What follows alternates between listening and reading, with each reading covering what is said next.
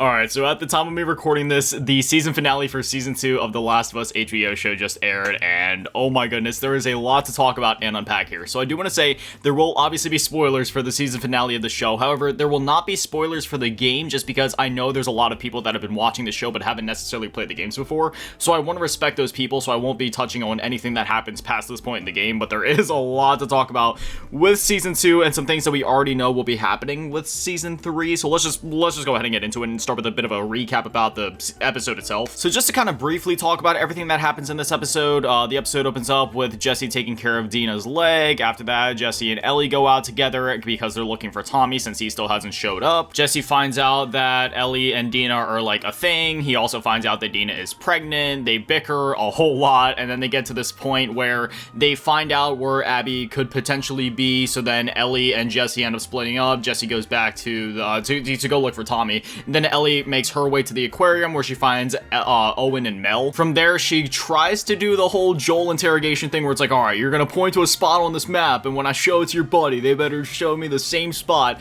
Except it doesn't go according to plan. Owen tries to shoot Ellie, but then Ellie shoots him first. However, the bullet ricochets off of like this metal locker thing behind him and ends up going like, you know, kind of like grazing Mel's neck, but it was just enough to like, you know, make her bleed out. And she's pregnant. So, you know, that's kind of a whole thing and was like a really sad scene to watch because she was trying to tell Ellie how to cut out the baby, but obviously Ellie has no idea what the hell she's doing. So unfortunately, Mel and the baby ended up dying there.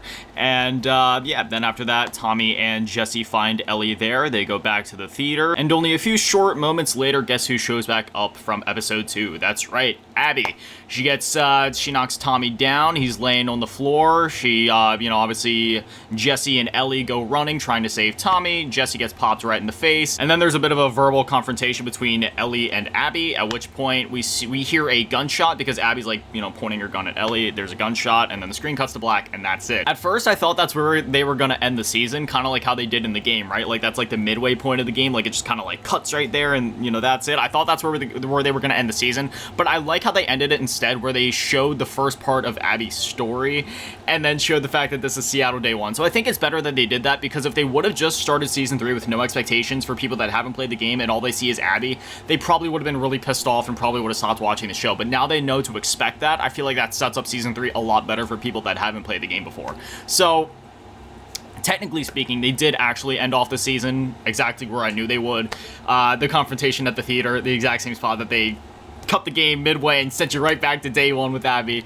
So yeah, I was calling that from the start. I knew that's how it was going to go down, and I have a few conflicting feelings about this, right? So I'm very glad that they stayed faithful to the game. However, I'm just really salty because we had to wait 2 years for season 2 to come out, which means we're probably going to have to wait 2 whole years to see what happens next in season 3. That stings. And it kind of goes without saying, just so people kind of know what to expect going into season 3. Hopefully this isn't a spoiler. I don't really think it is, but you're not going to be seeing what happens between Ellie and Abby when the season starts. You're going to be... Okay, so basically, you know how, like, at the beginning of every day for Ellie, it kept saying, like, Seattle Day 1, Seattle Day 2, Seattle Day 3. You got to get through 3 days with Abby, which could take... I'm gonna guess anywhere between 3 to 4 episodes. If anything, I would expect that maybe episode 3 cuts off at the theater. That's just a guess on my end. And then episode 4 begins, and you finally see the confrontation. So we're gonna need to wait about half a season, even once the show comes back, so about a month, until we can actually see what happens in that theater.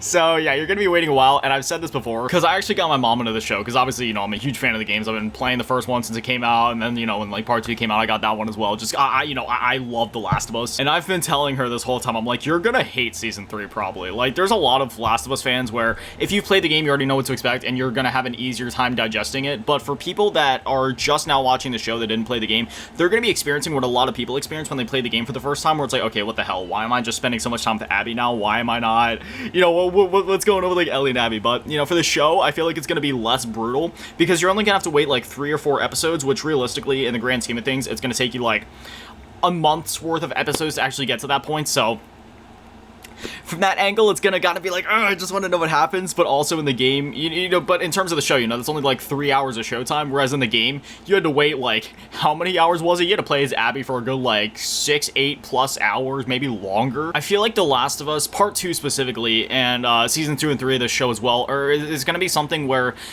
in the moment it might make you uncomfortable, and you might not exactly see what they're going for or why they're showing you this. It's like, why are we leaving the main characters? What about Ellie and Joel, or you know, like Tommy and Jesse and Dina and all that? Like, why are we leaving all of these characters? Why did they even kill off one of the main characters, you know, Joel in the first place? Why, you know, why is all this different stuff happening? But I was watching the making of thing after the episode, because I always like watching those just because I'm really intrigued by behind the scenes of how my favorite things are made, whether that's like music or movies or games or whatever. I just always love seeing that stuff. And they were talking about how The Last of Us isn't just a story of good versus evil. It's a people story. You know, it's a story about, like, you know, people that make certain choices, and from each perspective, you know, everybody's right in their own story, basically. And I really like the way that they put that, because that's exactly what The Last of Us is all about. That's why the decision at the end of The Last of Us 1 is so divisive, because there's a lot of people that say, well, no, Joel's clearly the bad guy because he killed everybody, but then also like, wait, no, is he actually the bad guy though? Because he was just trying to save somebody that he looked at as like a daughter, you know what I mean? And then from that angle, it's not like that necessarily justifies Abby going and killing Joel, because it's not like two wrongs make a right. You know what I mean? Like, just because one person kills one person doesn't mean that that automatically gives another person a right to take away somebody else's life. And now all of the collateral damage that has happened on Ellie's journey to find Abby, you know, it's not like those people necessarily deserve to die. They were just kind of, you know, especially for the people that didn't even necessarily have a hand in killing Joel, right? Because Abby's really the only one that actually did any of the damage, and everybody else really wasn't. You know, you can even see it in episode 2. It was one of those things where Abby was definitely pushing the rest of her crew to go along, and they were just kind of going along with it just because Abby was kind of like the leader of all that. So yeah, you know, again, it's definitely gonna be one of those things where I think in retrospect, once you can look at season 1, 2, and 3, or specifically more like 2 and 3, because I feel like season 1, similar to the game, really just stands on its own as its own thing, and then season 2 / part 2 here expands into its own thing and is definitely a much different tone. Obviously very much a part of the same story, and you know, but it's just, you know, different message that it's trying to get across. A much different tone overall, a lot darker compared to a lot of the more lighthearted moments from part 1. So I feel like once season 2 and 3 are both out, you'll be able to look back on it retrospectively and be like, okay, you know what, I understand what they were going for. This is a really good and complete story. But I do think in the moment there's gonna be a lot of people watching season 3 that are like, hey, okay, but I want to get back to the main characters, please. But that's the thing, you know, like Abby, for example, is one of the main characters now. I know a lot of people would look at her and be like, no, she's clearly the antagonist. But again, it's a story about people, so not necessarily just an antagonist, because in her story, Ellie's the antagonist. So now they get to explore that in season 3, whenever that finally ends up releasing in like 2+ years. This wait is gonna be brutal. Overall, if I could just give some of my own opinions and final thoughts on everything, I mean, I really don't have any complaints with season 2. They executed everything basically the exact same way that I thought I would.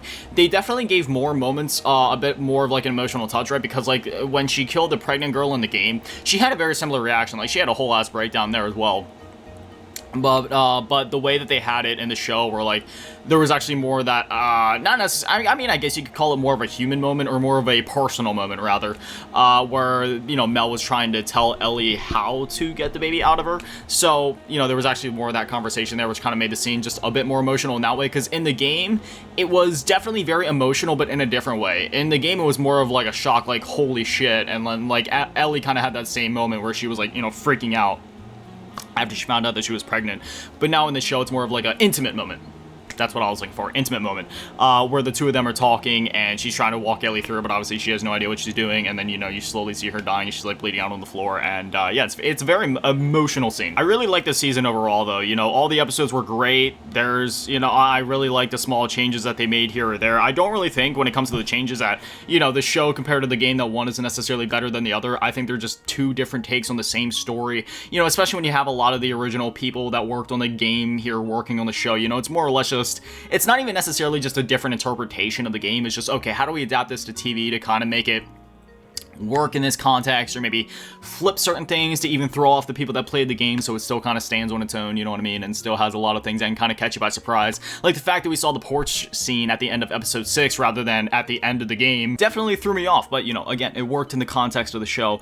And one final thing I wanted to say is I really, you know, I've always obviously loved Tommy's character, you know, Gabriel Luna. Is that how you say his name? Gabriel? Yes, Gabriel Luna, the guy that plays Tommy. I've always really liked his character, obviously, you know, always loved him. He's just one of those people where he's on screen, you just, you know, you have that like comforting, very nice, warm presence. You just like seeing him do his thing.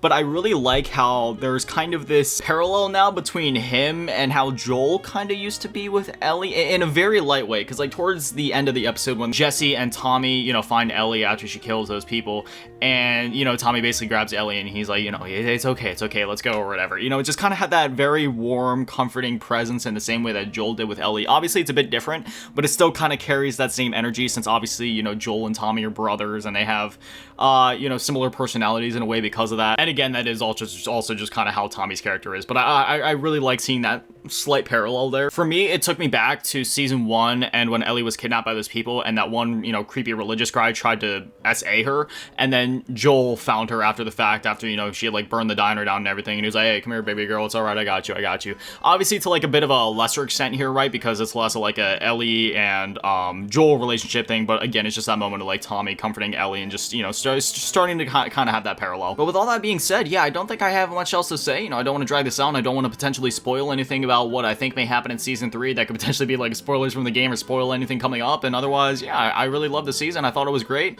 It went just about as I thought it would. It ended where I thought it would, and yeah, I'm really excited for season 3 whenever it finally ends up coming out in probably 2 years or so. But anyways, always master channel, thank you to the Patreons and channel members, see you on Lobo tier, and channel link to the last game, and be dead the channel on GT, run of a simple cheese girl. Thank you guys so much, guys, for the Legends. I love you. Go run it, Doki, arigatou gozaimasu. Have an amazing day, see you beautiful. I love you all. Peace.